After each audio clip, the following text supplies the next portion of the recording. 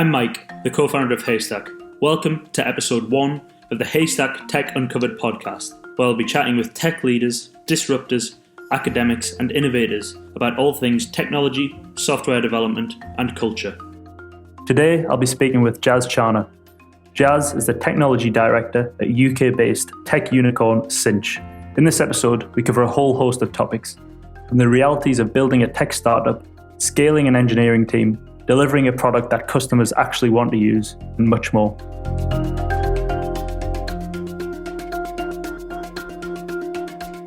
Yeah, so Jaz, you're the technical director at the automotive unicorn Cinch. We've all seen the Cinch logo kind of scattered around everywhere. It's on the sleeves of the Spurs shirt, front and center on the England cricket team, and I actually think I saw it behind David Guetta during his Creamfield set the other day, which is quite interesting. So clearly, super established business, and I'd imagine a very, very different experience to being a tech lead at a startup or a scale-up organization. So what role do you actually play at Cinch, and how has it changed and matured over time?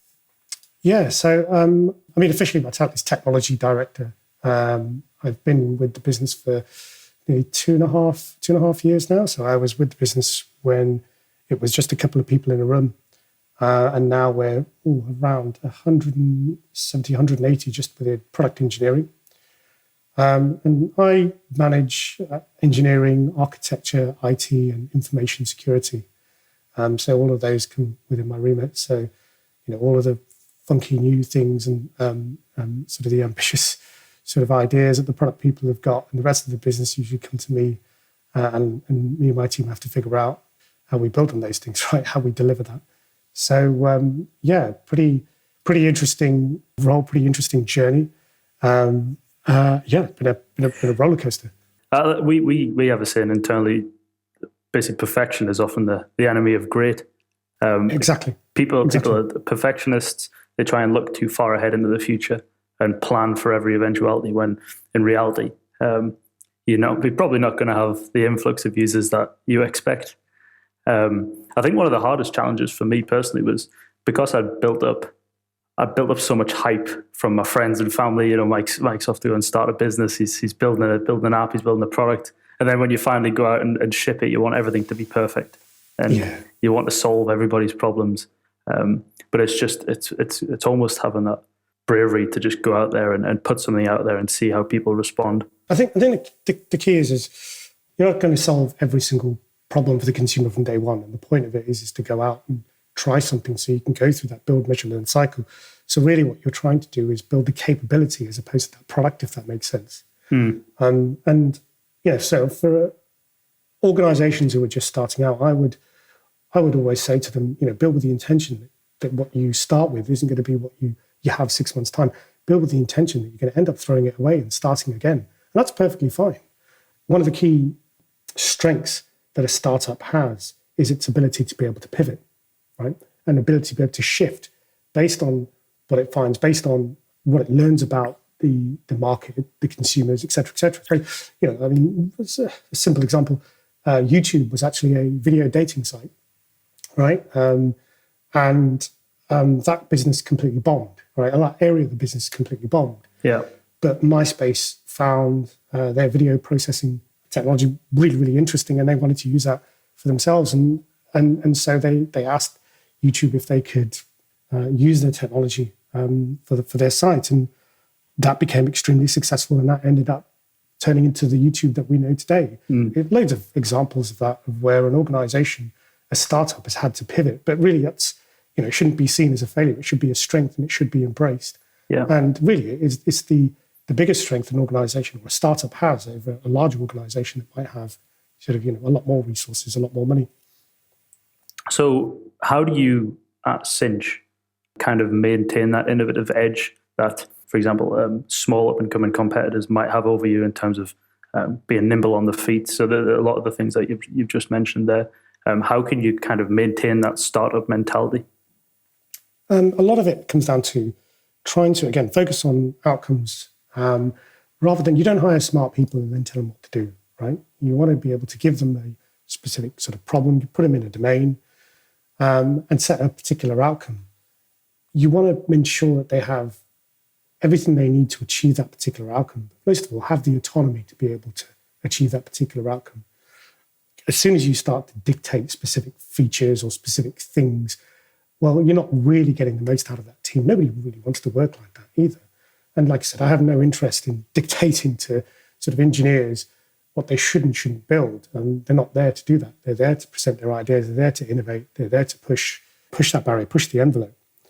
So it comes down to finding the right sorts of people, building an autonomous cross-functional team, setting the right outcomes. Now, there are always constraints, and you need to have those, and that's fine.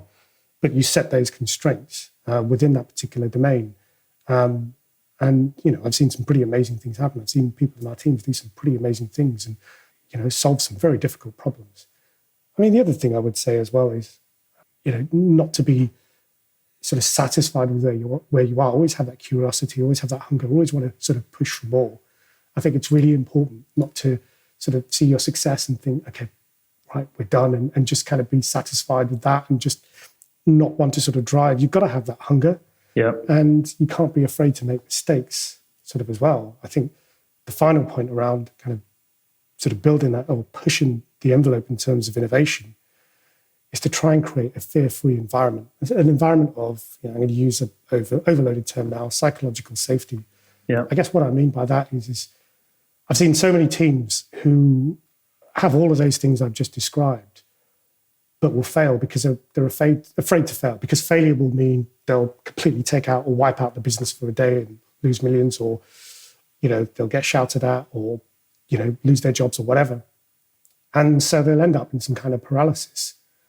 We work really hard at Cinch to ensure that people have the right level of psychological safety and are allowed to take risks where appropriate, of course, in the right way, and allowed to fail and learn from that failure and build on that. And, a certain amount of innovation, it comes with a certain amount of waste. You can't innovate without going through that process and creating that waste. And that's fine.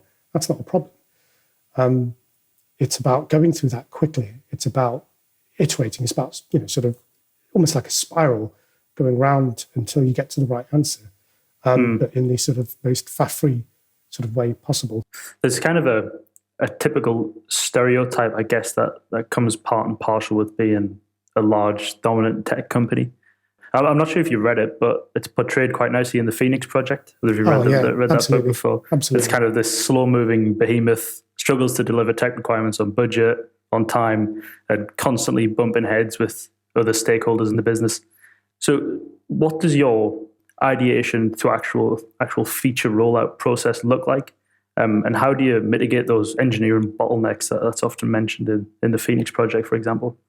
When you talk about engineering bottlenecks to sort of engineers or people in the industry, everyone's like, oh, yeah, we know where the bottlenecks are. And it's usually never sort of in writing code. It's never usually about how long it takes to code a solution. When you talk to people externally, they have a very, very different view. It's always, engineers, they overcomplicate everything. They take ages to do anything. I went to this tech talk once, and I think this really beautifully explained it to me. And for the first time, and this was before the Phoenix Project, really laid out where the problem was. And well, this senior engineer for this particular project, what he did was he took the code base for this project that they'd been sort of running for, I think it was 2 years.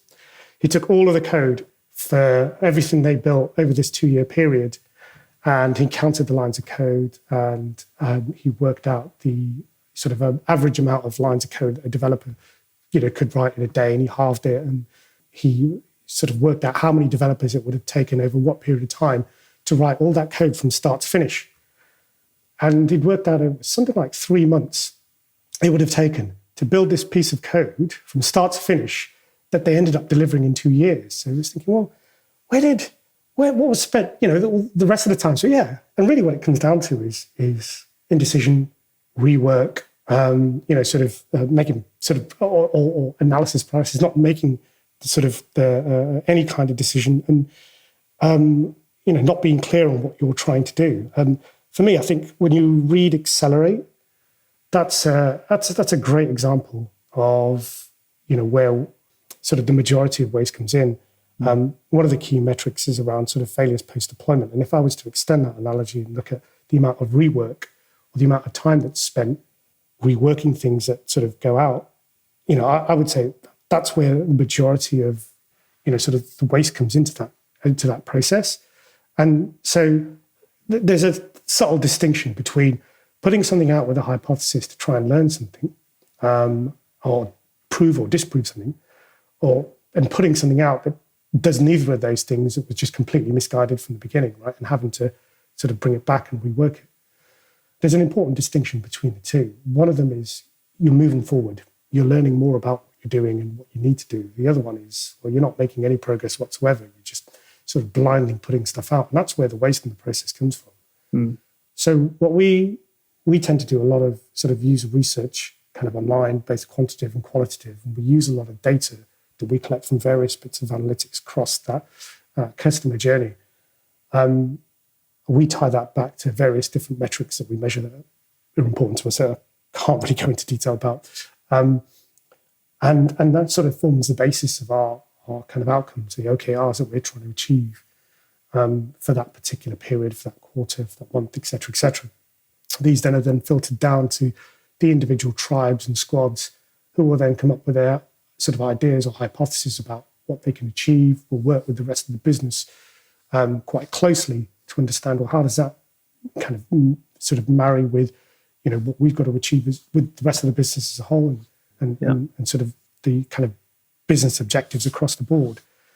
And that kind of translates into loosely sort of a roadmap that's then, sort of implemented. I make it sound like such a kind of like sort of long-winded sort of, kind of factory floor process. It's really not like that. There's so much more collaboration. And make it sound like, sort of a sequential process is a bit more collaborative than that. Yeah, no, I mean, it's easy to kind of picture it as, a conveyor belt. And a lot of people, I guess, see it as that. But I think the more that you can get developers, testers, designers kind of all gelling together and working with other stakeholders in the business, it's beneficial for everybody that's involved. And I mean, in reality, everyone's human. It's not a conveyor belt. I think as well is it's trying to get across that. There's an analogy which I absolutely hate that just needs to die. I think we've got a lot of work in the tech industry to try to bring the sort of rest of the business, the rest of the other industries on a journey with us to try and understand why technology isn't, or software development, or product development, should I say, isn't really a linear process. It's quite a complicated process with many moving parts. When you're dealing with a huge amount of uncertainty, you have to take a very, very different approach. In the medical industry, you spend years researching things, analysing things before you're even ready to build something, and then years again, then afterwards, going through various sort of regulatory processes, testing, sign-off, et cetera, before you put it out to market. And you're dealing with problem domains that don't constantly change under your feet, and you're largely dealing with defined problems. You're not dealing with things with variable outcomes based on, sort of various amounts of input. You compare that to the life cycle of that design, build, sort of analyze, build, design kind of process that we have to deal with. And that could happen, same process could happen, in a matter of days, in a week, in very, very little time. So you need a very, very different process. And there's an analogy that always used to get used. In fact, I just heard somebody using it the other day. And it's that old house analogy, comparing software development to building a house. Or, first you get the architect in to design it, you get the engineers to lay down the foundation, you build it up, and you get your inspector to test it. And it's like, God, if you applied sort of product development techniques in building a house, it just wouldn't stand up. You can't, it's just not the right analogy. You can't think of it as a sort of a linear approach. It just doesn't work like that. Mm-hmm. Yeah, I completely agree. You mentioned a while ago that you try to instill a degree of accountability into a lot of your developers at Cinch. And I was wondering, is there any key tenets of, I guess, a high-functioning, self-sufficient team that you really live by, and how do you maintain it at Cinch? I think about Daniel Pink's book, Drive, and he talks about the three sort of things that really motivate people and really get people going and bought into something. I'm going to get this wrong now and sound really silly. Autonomy, mastery, and purpose in probably the wrong order. No worries. We'll put that in the footnotes so people can check it out. It's a great book. I've not read all of it. I've probably read more articles on it than I have pages of that book. But it's a great book and I highly recommend it. But I think about those three sort of areas, right? And you're not going to build a high-performing team unless you've got sort of a happy team and you've got a team that's engaged. So there's a base level of competency that you need, but there's also a base level of sort of best practice. Some of it will change depending on context. Some of it is sort of industry best practice that you sort of you have experience and you take from. And then over and above that, there are some sort of cultural elements that you need to work on in order to keep the team happy. It's not about team happiness alone. It's not about best practice alone. It's a combination of both that really drives a high-performing team, in my opinion. And you need to get down to sort of at an individual level, what's going to keep people here? Why are you here? Why are you doing this? Why are you building a website, to sell cars online? As a developer, you always feel like you're on a sliding scale. You always feel like you're getting worse if you're not learning sort of any new tech. And actually, I'd argue one of the major reasons for a lot of engineers who leave an organization is because they don't feel like they're progressing their career, they're getting any better. And having been an engineer, right, you always think about your next role. Your head's always, the next job, the next job, the next job. So there's always that thing of, I'm not getting any better. I want to be better or learn. It's that thing about mastery. It's creating the environment where they're working on exciting projects, exciting technology. What they're doing is sort of, building them as engineers, building their careers, building on their sort of professional development. So there's that purpose, there's that mastery, and then, autonomy. Like I said before, you don't hire smart people and then tell them what to do. We've hired some really, really good people who've done some amazing things. You've got to trust them to do a good job. We trust our people to do a good job. Yeah, that's quite a refreshing take, actually. I think people can get super tied up on what's currently in that sprint and just sort of see the engineering team as a team that's sort of siloed in the corner. Yeah. So I wanted to rewind a little bit and focus on Cinch as an organization. Obviously, I have an understanding of what you guys do. I think it is a super cool company. But I wanted to dive into a little bit, I guess, behind the scenes of the business. Obviously, there's quite a few other well-funded businesses that operate in a similar space to you guys. So what's your edge? And without giving away any of the secret sauce, I guess, behind Cinch, how does the organization actually run from an operations perspective as well? I think when I look at it, there are more and more customers buying online. And when I think about buying a car, I think about buying online. For me, it's the new normal. I can't imagine not buying my next car online, but I'm in the industry, I'm in that bubble. But when you look at the market and you look at the overall stats, it's still, I can't remember off the top of my head, the percentage of cars that are being sort of sold online is still relatively small. Right? It's still a long way to go. So for us, we're always looking at who are those individuals that aren't buying from us? What's stopping them from buying from us? How do we attract those types of customers? How do we make it as frictionless as possible, remove those barriers, and again, make it as a faff-free experience as possible. So, without going into too much details about sort of kind of operationally how we work, I can say that's kind of been one of our core mantras, and that is core to us as an organization, is putting the customer at the center of everything. Yeah, I guess it's kind of, I would imagine once you get that customer to make the first move and make the first purchase, I would imagine that's kind of the aha moment, and you've got a customer for life a lot of the time. Yeah, we saw a huge amount of growth when we first went live. It was absolutely fantastic, and it was great to see as well. Like I was saying before, most startups that those people sort of end up sort of working for, you really have to struggle hard to try and get those users, to try and get those customers. And don't get me wrong, not taking anything away from any of the other functions, and not taking anything away from our marketing team. But we saw a huge amount of demand and continue to see a huge amount of demand. Hence why we're growing rapidly, right? Yeah, definitely. So as an outsider, again, looking in at Cinch, correct me if I'm wrong, but I'd say you fall somewhat into kind of this marketplace style business, in the sense that you constantly have to balance sort of supply and demand. In your case, it's cars and consumers. So what role does tech play in this, in kind of maintaining this balancing act on the platform? Or is it kind of maintained by the marketing team or an operations team? Do you mean what role does, sort of what technology are we using? What sort of technical problems have we encountered as a result of? All of the above. Right. one of the things that we personally strive for at Haystack is constantly finding this balance between how many opportunities is there on the Haystack app, for example, that are looking for React developers versus how many actual React users do we have, and can we maintain that fine balance from a technical perspective, and then how does that feed into, let's say, the marketing team, for example? In terms of the technical challenge, there are various different systems we have to integrate with various different sort of ways of working. Again, without going into huge amounts of detail, that brings its own individual technical challenge because sort of no two sort of areas, no two systems, no two partners are necessarily the same. There's some pretty interesting tech that we've built to kind of help facilitate that, to help us sort of get through that problem. But actually, really where the smarts have come in is the team and the domain knowledge that they've built and sort of how they've gone about solving the problem of bringing sort of our partners on board. Yeah. So one of the things that you mentioned there, Jazz, was various different requirements from different partners that you work with, kind of all coming together. How do you make sure when you're building out the product that you're building the right building blocks and in the right direction, I guess?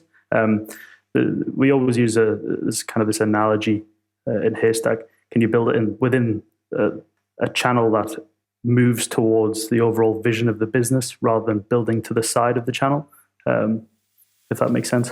Yeah, I mean, some of it comes down to having that particular outcome and focus, but some of it is understanding that the outcome might change and you need to be flexible and you need to be able to pivot. It comes back to the point around as an organization, as a startup, having those pivot points and embracing those pivot points. So it's great, having, this is my vision, this is what I want to build to, but you've got to be ready to throw that away if the data tells you, no, there's a better opportunity elsewhere, or we need to do better things elsewhere. We had a ton of assumptions about how things would work, loads of assumptions about how the integration would be, and what we should and shouldn't do. Some of them proved correct. Some of them we had to go back to the drawing board. And it's about being fearless at that time to be able to say, okay, well, that's fine. We'll try something else. We'll just ditch that idea and try something else. And again, looking at our sort of partners, our dealers in the partner network as our customers, and doing what we can for them, putting them at the heart of this journey, just as much as the sort of customers that come onto our website to buy a car online. And keeping those kind of principles, having those tenets in sort of at heart, at the forefront of our minds, is kind of really been important and helped guide us to sort of the right path, if you like. Because again, it comes back to, what is the right path? Sometimes you just don't know. In an industry that you try and disrupt, you're not going to know. It's going to be a high degree of uncertainty, and that's fine. But as long as you're close to your customer, you understand their problems, you're constantly going back to, how does this solve the problem for the customer? You'll always end up with the right overall outcome. Yeah, that's really interesting. I think just moving away from cinch a little bit, I'm quite keen to dive into your own background. It's all boring, really. I'm sure you got some interesting stories in there. So where did your own tech journey begin? And one of the reasons I asked this is a lot of Haystack users are quite interested to see how they can sort of make the jump into tech leadership, or when they graduate in university, how do they make that first leap into a tech role, or maybe they're considering going to university. We've got people from all different stages of, engineering careers. Where did your tech journey begin? Has it been something that you've always been interested in? Did you just fall into software engineering? Did you go to university, and did that encourage the career path?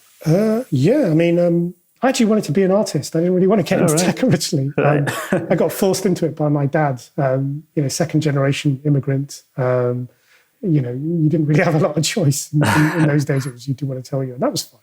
I didn't really find technology particularly creative until I came to university. Well, actually, that's not true. My first ever tech project was I built a website for a local temple, and I was using tools like Dreamweaver and Fireworks, and that really wasn't. I wasn't coding, right? I was just sort of dabbling. But I just found it really fascinating and interesting, to think about, well, what's driving that? How does Dreamweaver do this? And how does it build the code to do this sort of stuff? And I started to get more and more into it. And then I did computer science the A-level. I did computer science at university. I found it really dry. I did okay at it. But it wasn't until I met one particular lecturer who taught us Java, and his approach to teaching us to code, I don't know, it just hit me. It just felt so creative. And I realized it's not just a bunch of ones and zeros. It's not just black and white. It's not just there's a right answer and a wrong answer. It's so much more creative than that. And I was hooked. I was really, really hooked. And I think it was a combination of that and being able to see, to be able to build something that can make a difference to someone, that could change something, solve a particular problem. And the more people you could solve that problem for, it was such a rush. It's so powerful. When you see the kind of power of technology, you see that solve a problem for one particular person, you see it expand to like 100 people or 1,000 people or 1 million people. You're like, wow, it's such a rush.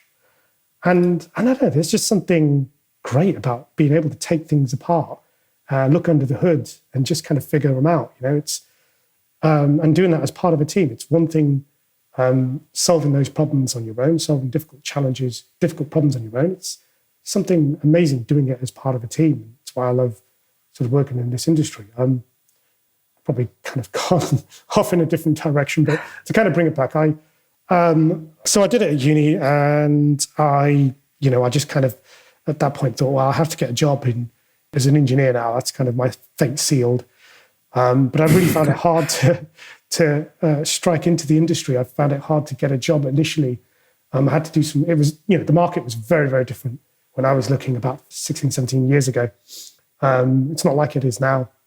I had to really work hard to break into it to get my opportunity. First time around, I did a lot of voluntary work. I started off as a developer for Littlewoods, actually. All right. And I built this sandwich ordering system. It was quite funny, actually. I'll share this analogy. So there was two of us that started on this graduate training program, and there was a kind of a cohort of a few, actually. But two in particular, me and this other guy, we got a bit of attention. We got pulled aside from my boss. And I'm going to change the names here just so I don't embarrass anyone. Just say for argument's sake, my boss's name was Dave. And he used to call us me and this other guy, Jay, into a meeting sort of once a week. And he used to sort of talk a lot, and then he used to give us some stuff to do. And I remember sitting there with Jay and with Dave and listening to my boss talk about what we had to do and how we had to plan it out. And first job outside of university, I was just overwhelmed by everything. I was like, wow, okay, I know nothing. And I would spend all this time writing down everything they would talk about, everything they would say. And Jay would be sitting there going, yep, absolutely, talking back to Dave. I was thinking, how does he, oh my God, this guy's so smart. And then my boss, Dave, said, look, there's a team lead kind of, or a lead position, in inverted commas. One of you is going to get that position, will lead this small team. There was only, a few developers. But we both wanted it. We both wanted to push for it. And every day I was sat in these meetings, I could see that opportunity slipping away from me. Damn it, I'd just take everything that Jay and Simon would say, and I would go home and I'd research and I'd study and I'd learn a bit more. And then slowly but surely I could sort of start to contribute to those conversations. And, I put so much pressure on myself. I was always putting myself down. I always thought, oh God, such an imposter. I shouldn't be doing this. Why don't I just go do something else? Go back to being an artist or something. Yeah. And then one day, Jay, he tapped me on the shoulder. I came into work. He's like, oh, can we go get some coffee? I'm like, yeah, okay, sure, no problem. I thought, oh, damn. He's had a conversation with Dave. He's got a job. And, I'm just going to be junior and he's going to be the senior now. And he goes, look, I don't know how to tell you this, but I'm really struggling. I sit in these meetings with Dave every day and I have no idea what he's talking about. I'm really overwhelmed and I don't know what to do. So I don't think this is for me. I'm going to go off and do something else. And that was like my first ever job. And first ever job as a software developer. It was just really interesting. But I guess it taught me a few things. I put way too much pressure on myself. I questioned myself way too much. And even now, you have moments in your career where you have that sort of imposter syndrome. And half the time, it's not necessarily you not being good enough at what you're doing. Half the time, what's letting you down is you questioning yourself, and all the stress you generate from, can I, can't I? And then I suppose from there, I worked there for a few years. I was headhunted by a former manager to go work for this printing factory that was setting up this new dev team. They got bought by a data company. I got promoted to head of dev. And that was like a first real true tech leadership role.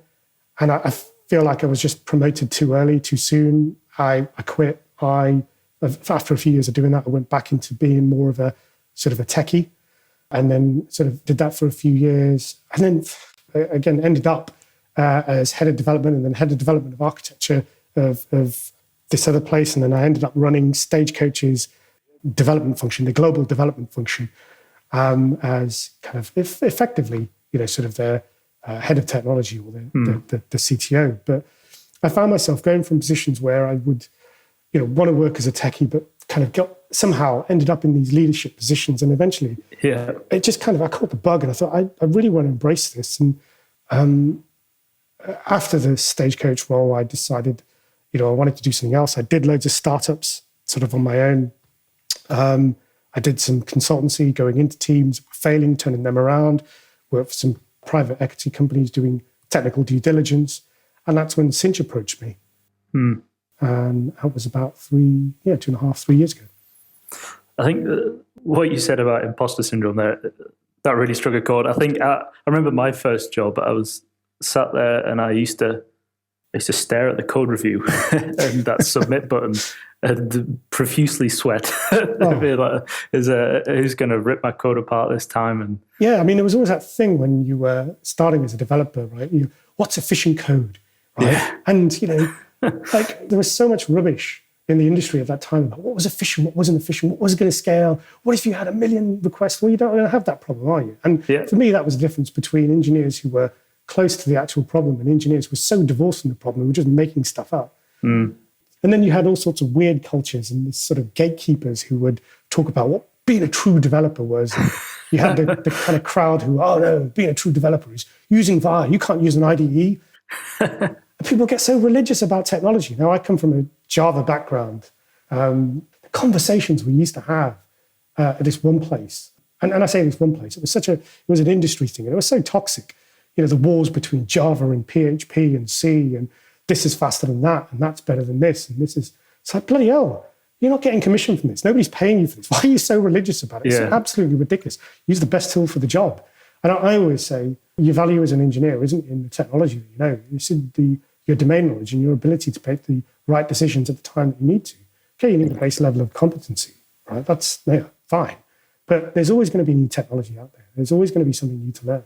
Your ability to be able to learn that, to be able to make the right decisions, and to be able to apply that given your context, that's your value as an engineer, not in how good a Java developer, a Node developer, a React developer you are. I mean, that's all great. That's all interesting. It serves a purpose. But that's not your entire value as an engineer. And I think certainly when I was an engineer, there was a lot of toxic culture that grew up out of that. That just, I think it attracted the wrong crowd and it put a lot of people off. And I'm glad we've moved past that point now. Yeah, I think that the culture is definitely changing. A lot of people are more welcoming. There's a lot less barriers to entry, I think, now. You're finding, most people are finding that university isn't the be-all and end-all. And a lot of coders that I've personally came across are the best coders anyway, are basically bedroom talk coders, hobbyists who just tinker around, play with code, and just live and breathe solving problems, basically, rather than having this cult-like mentality of I'm a PHP developer and that's it.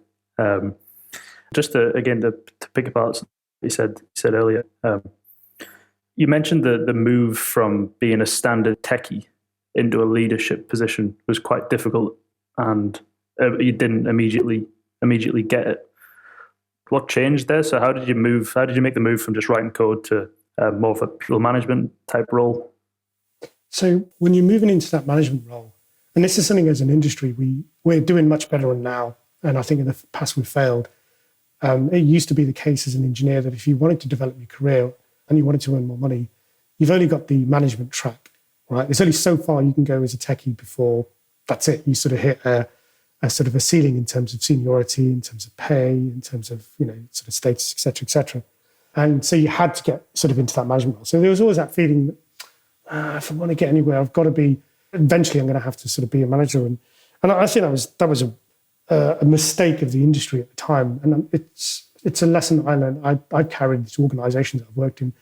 And it's really good to see how organizations are now really embracing engineers who don't want to go into that management track and who want to stay more technical and providing that career path for them. And we do a lot of that as Cinch. And, we do a lot to encourage people to kind of build in their technical skills and their expertise and their sort of profession without having to become too technical. But for me, what clicked? And this is coming from a technical perspective. Somebody from a non-techie perspective might have a different view on things, but being a manager is a hassle, right? Being a leader can be a real hassle, right? When you're an engineer, you've got control over everything, right? You've got your own sort of dev environment. You've got, you're in control of your environment, in control of the problem. You've got an issue, and the first thing you do is try and recreate it in isolation. That whole kind of build and test cycle and the deployment cycle, and the whole sort of thing around, sort of being able to, being a good coder sometimes is really about being in control of various inputs and taking that scientific approach of changing one little thing, seeing how it responds before you do something else to try and get and hone in on a particular problem, right? And I'm not explaining it very, very well, but sometimes being a really good engineer is about being in control of your environment. And the other part of being an engineer I found is you're trained to find problems, right? You're trained to find those issues and, kind of hone in on them, right? And sort of break them apart and chunk them down. But when you go into the management role, right, it's like the opposite. There's so many things, some things that are in your control, out of your control, so many different variables, things that are constantly changing, things that happen sort of last minute. And your kind of training works against you as an engineer, or works against you supposedly as an engineer. You're constantly looking at all the problems, but that makes you sound negative.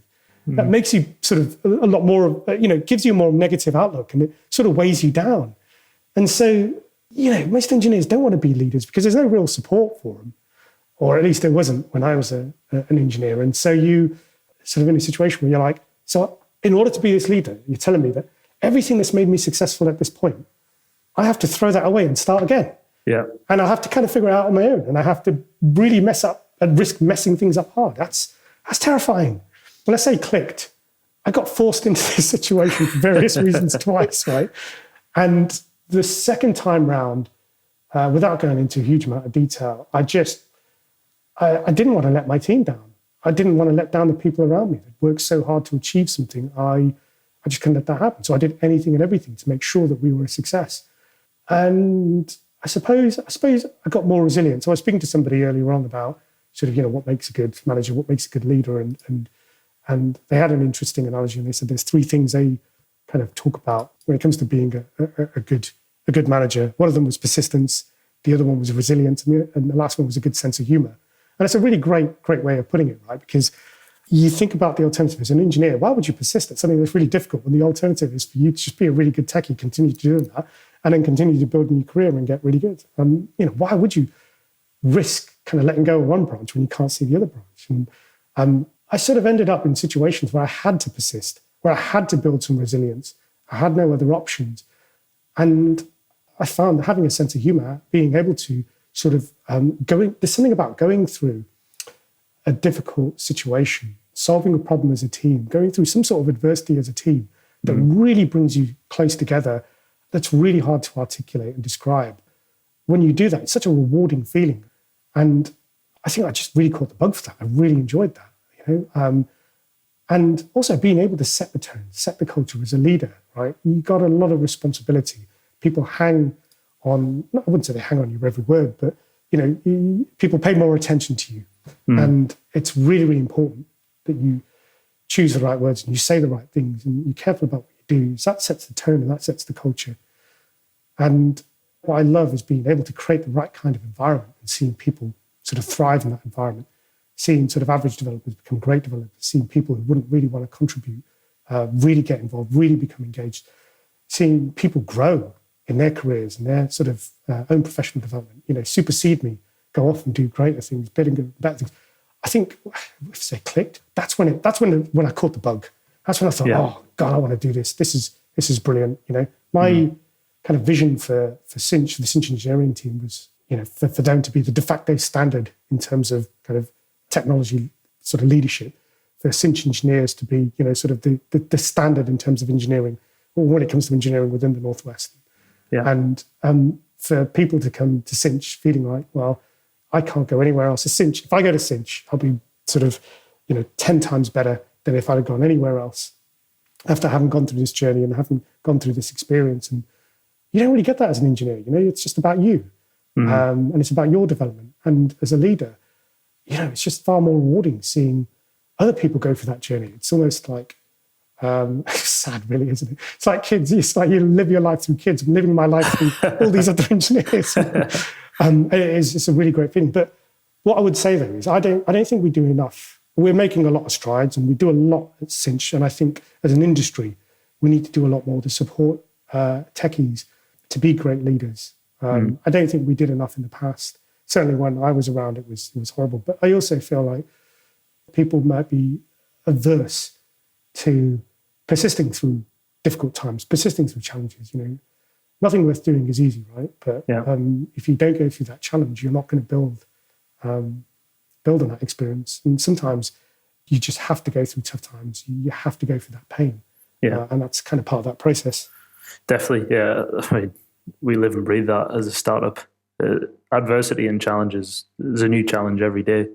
And I think, given the context, obviously, challenge and adversity, it can be some of the most exciting times as a business and as a team. And if you come out the other side of it positively and you feel like you've worked through it as a team rather than just an individual, I think the sky's the limit.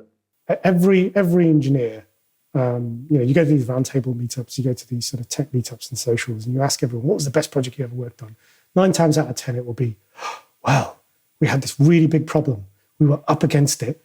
We had, F-all resources or this or that or the other, and we didn't know how we were going to do it.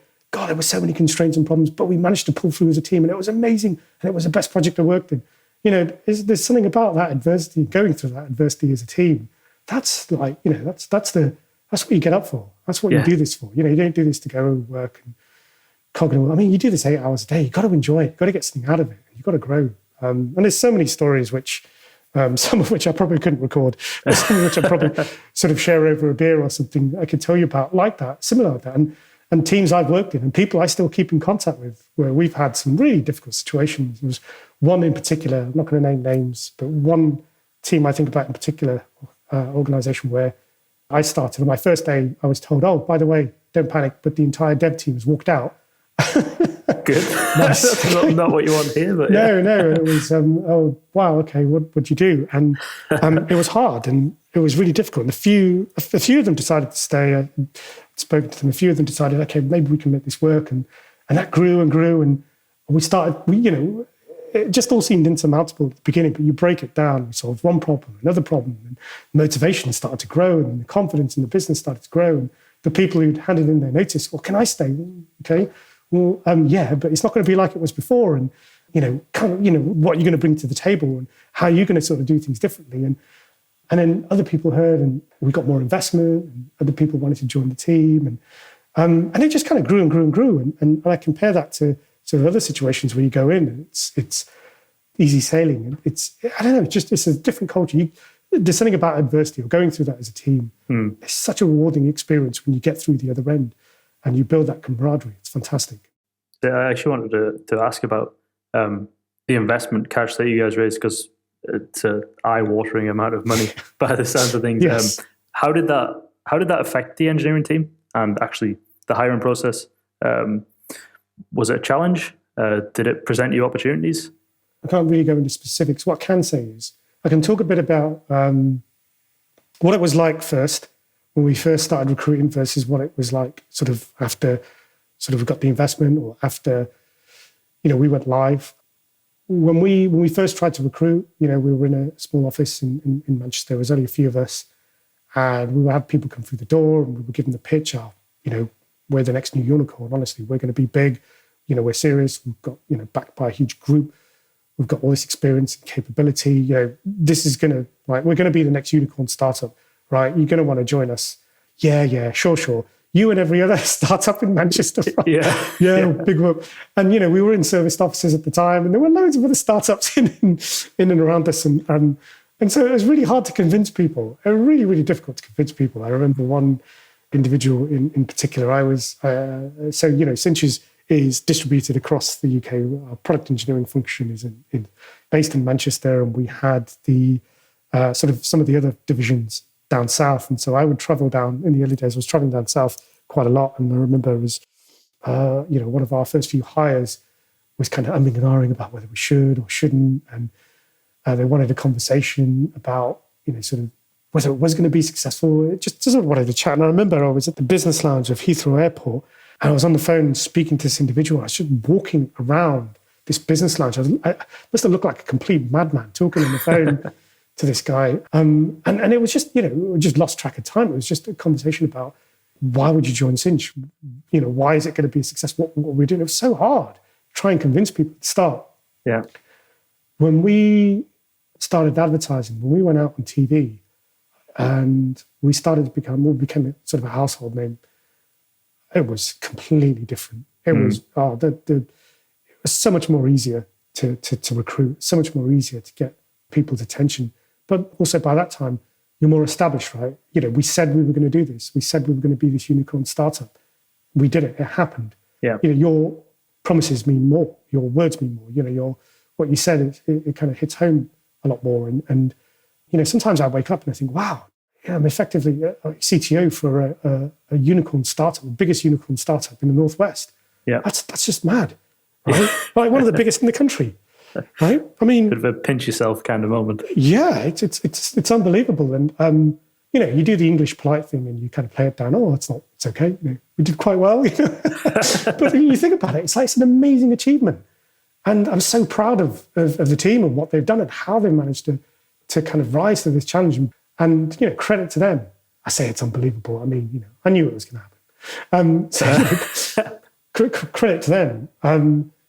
After we went live, after we got the investment, it was, so much more easier to try and kind of convince, well, we didn't have to convince people, put it that way. We didn't have to fight. We didn't have to sort of say, oh, we're going to be a successable startup, right? I know everyone else says it, but we're going to definitely, and I know everyone else says, well, they're definitely going to do it, but we're definitely going to be, We didn't have to. We just said, look, go look at the ads, go look online, look at where we're up to.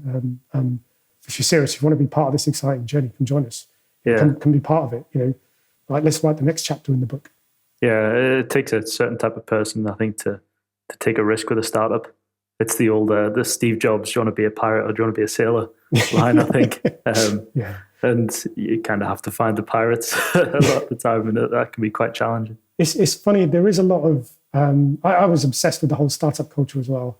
And I had a lot of misconceptions about what was a good startup. What would make a successful startup versus unsuccessful? What the kind of environment of a startup? And one of the things, very, very early on, I had this idea to build. I built this sandwich ordering system for this company once. It became really successful. I thought, wow, maybe I could white label this and commoditize this and sell it on. I thought I could just build a really good, smart, technical solution, and then people just use it. I didn't really have any idea about how to run a business or all of the other things that revolve around actually getting people to buy into this and use it. I mean, it was so naive. But going through that experience and several times over and failing several times over, I learned something each time. And for me, really, it was about adaptability and flexibility. You've got to be able to adapt. You've got to be flexible. And you've got to be able to, constantly having to learn, keep on top of your game, try new things, do new things, challenge old ideas. It's funny. It's not like it is in the books, right? And there's no kind of paved path approach to any of this stuff. And I used to go to a lot of startup meetups from successful startup sort of entrepreneurs. And, a lot of the time they just rewrite history to make it sound like, some unique insight. It's never like that. Yeah. I think you've got to be really, really careful not to fall into this sort of romanticized idea about there's this paved path about how startups work and what it's like. And, there are certain best practices that always work. It's never like that. You've got to constantly adapt, chop, change, do things differently. That's fine. That's kind of part of the process. And that was a lesson that I learned really, really hard. I took some advice, sort of to its extreme, right? And I look at it, I think, what a waste of time. What a waste of time.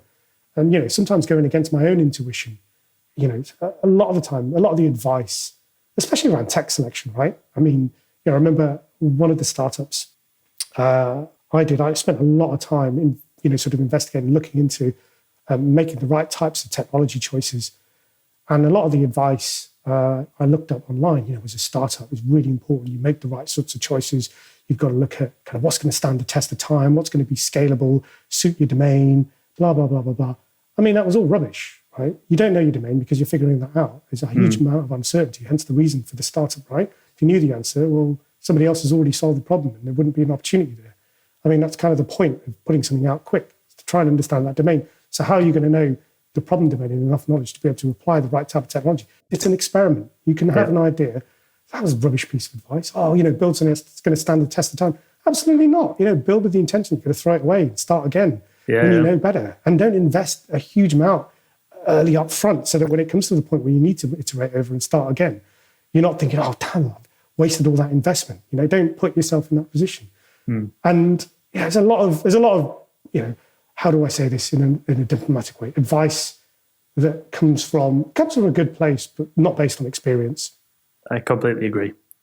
I think almost picking and choosing the advice that you take on board is a skill in and of itself at an early stage. Absolutely.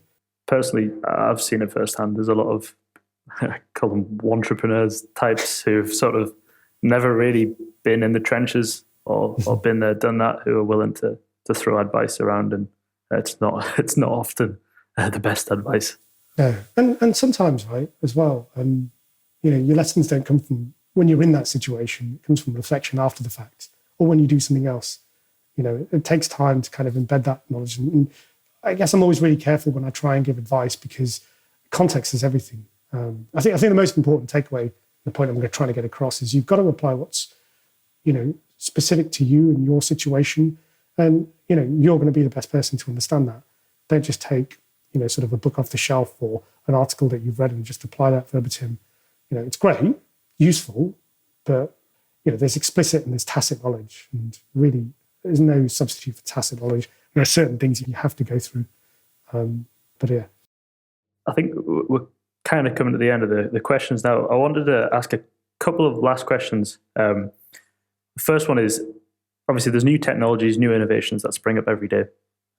What technologies are you most excited about and why? Okay, so when I say new technology, I suppose it's not particularly new now. It's been embraced more and more. But I wanted to share sort of my experiences with serverless, my thought process around serverless. And again, I come from a Java background, was heavy on containerization. When we first built the first iteration of Cinch on the classified site, it was heavily containerized. I think at the time we used sort of Azure's container service, built on Kubernetes. And, while that was great and it worked, it was fantastic, it introduced its own problems. What ended up happening was it was complicated enough that we ended up having not everybody took to it. It had a bit of a cognitive sort of load. So it was a bit of a barrier for entry for people coming into the team. And what that meant was we had to have a dedicated team to work on it. But what we did was we thought we'd have a dedicated team to simplify it, to make it easier for everybody else to use. But the team always managed to find work for themselves, always something to do, something to build on. It had the opposite effect, a bit of Conway's law at play. And so when we were going to pivot and we decided we were going to build a new version of Cinch, some of the guys were really interested in serverless. Were really interested in building out the new stack on some of these serverless technologies. But also at the time we were a Microsoft shop, right?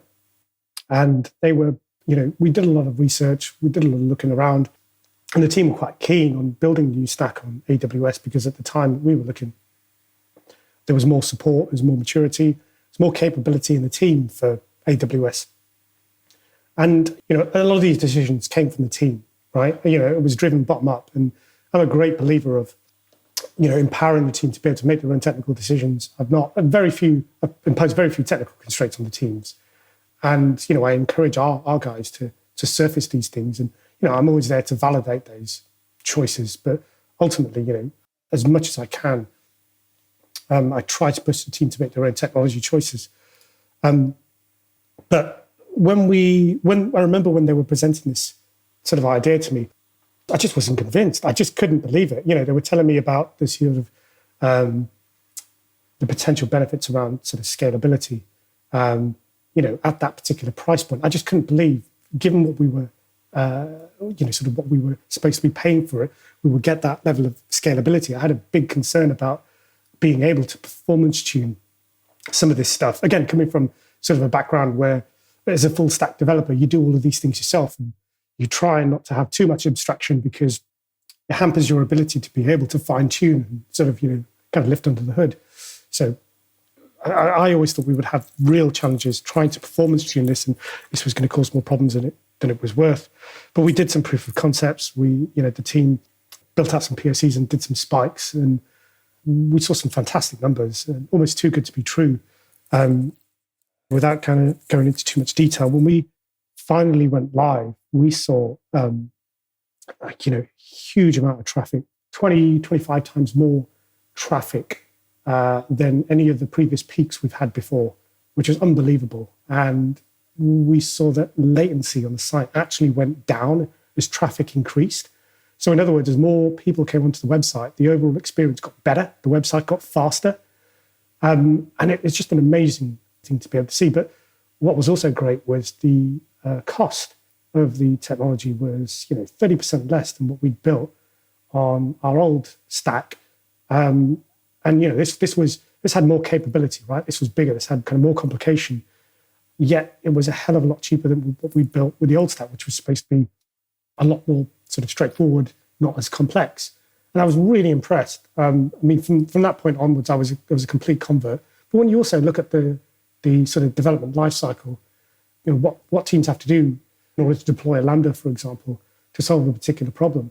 Again, what it does is it reduces the cognitive load. So it allows you to have more truer sort of cross-functional teams organized around business problems, right? Because you're not having to then engage with a separate platform or infrastructure team to release something, to get something out, to do, that 10% that takes 90% of the time. It's like, no, it's fine. The teams are in control of their own clean vertical slice. And that was fantastic. I was really, really surprised about that. And I'm really excited to see that continue to grow and see where that goes. There's some other stuff we're doing in a different space around the machine learning stuff. So yeah, that's all I can say. Cool. That's a little hint. So on the flip side of things, it's a bit of an open-ended question, but is there any technologies that you're particularly nervous or skeptical about? I wouldn't say I'm nervous, but I'm quite interested to see how sort of low-code, no-code type technologies evolve, how they change, how they're applied to business problems. Because this isn't the first time we've encountered low-code, no-code type technology. It's not the first time we've seen this happen. When I first started as a Java developer, I was told, there's no point in being a developer anymore. I mean, it's all going to be drag and drop now, and that's it. Your career as an engineer is going to be over in 2-3 years' time. And of course, with the advent of Dreamweaver, why would you learn to program? You can just get these, sort of off-the-shelf software to do it for yourself. Anyone can be a developer. The thing is over time, what happened is, sort of as technology became more sophisticated, the tools became more powerful, but actually consumer demand sort of also kind of expanded, right? Consumers became more demanding. Their expectations rose, right? And that's going to happen. That's going to continue to happen. That's not going to change. I don't think we banked on that. I don't think we realized how much technology would filter into everybody's lives and how much in terms of consumer expectation, that would raise the bar. And so I'm really interested to see how, because Microsoft, Google, Amazon, they're all betting big on low code, no code, right? Yeah. So it's not going to go away. But I'm interested to see how it's applied, how people use it, where it can be applied. And interested to see how the role of the engineer changes as a result of that, right? And I say role of the engineer, I think of, most organizations I suppose most people look at engineers or engineering teams as a separate function that sits out of the rest of the business. And I look at the future as a more integrated approach. The engineer of the future isn't an engineer who works in the business. The engineer of the future is a marketing person, customer operations person, is somebody who works in finance. The value of the engineer is their domain knowledge, not in the tool set that they use. Like we were saying earlier on, I'm really interested to see how the role of an engineer evolves over the next 10 to 15 years. I think it's going to be a very, very different world. If you haven't already, I would check out Zapier and Webflow. They're some really, really good, low code / no code solutions, which, to be honest, you can basically build a small business around just using those two, plus Google Sheets. Yeah. Oh, God. Yeah. Google Sheets pretty much solves 70% of your sort of startup enterprise problems, problems, right? Pretty much. All right. Good stuff. Well, thank you very much, Jaz. Really, really interesting conversation. And thanks very much for coming on the podcast. Excellent. Thank you very much. Thanks to Jaz for jumping on the Haystack podcast. Super interesting chat. Make sure you check out the next episode.